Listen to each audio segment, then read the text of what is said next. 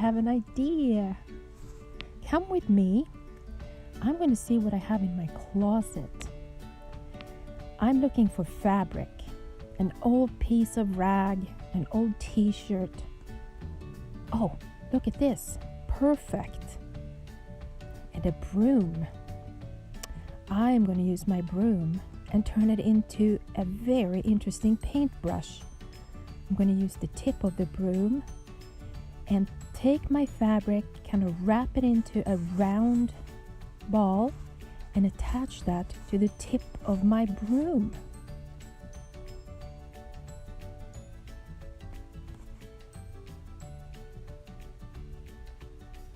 You'll need a rubber band or a string to tie around the fabric, attaching it to the broomstick.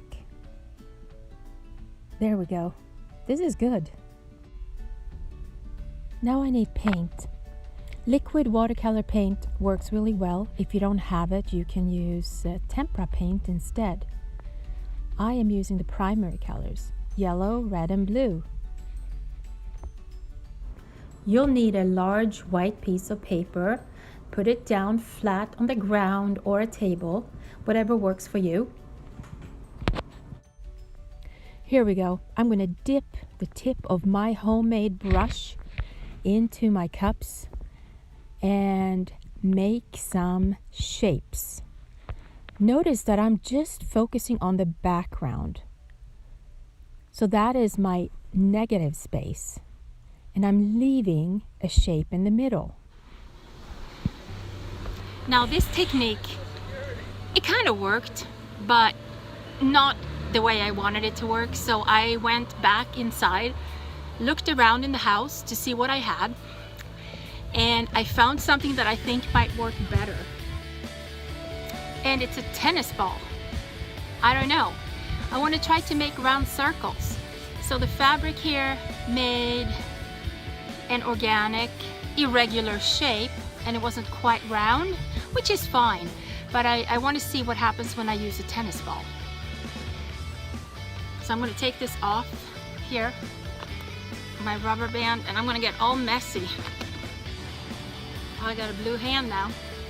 I'm going to take this, and I made a cut, an X right there, so I can stick that onto my broom. I hope this is going to be my paintbrush. And here I am again, attacking my paper, having fun, trying to make round circles, dots, using the primary colors. I finished, focused only on the background, and left a shape empty in the middle of the paper. And that shape is a circle! You got it. That's what Vashti did. That's it for today. So look around in your closets and see what you have available. If you don't have this liquid watercolors, you could use the watercolor cakes as well. And you could do a small scale. Instead of using a broom, you could use a stick and attach some fabric to the tip of the stick and dip that onto the watercolor cakes and mix it with water, and you can definitely dab on to the paper and make dots that way. So there are many different ways to do this. And here it is. Yay, my final piece. I am excited. I see my dot.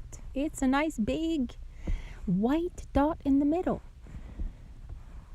Now, if you don't have the liquid watercolor paint, you could use traditional watercolors. They come in little cakes and circles. Just make sure that you use lots of water on each cake so you have a lot of paint to work with. I'm going to give myself an object, a round circle. It's actually a glass upside down on a piece of paper, and I'm going to use a pencil and dip the end of my pencil into that watercolor cake. And then I'm going to surround my glass with dots. And I'm working my way around my glass, making sure that I put the dots close enough to one another to create texture. Then I opened my refrigerator and I realized, hey, I could use a carrot.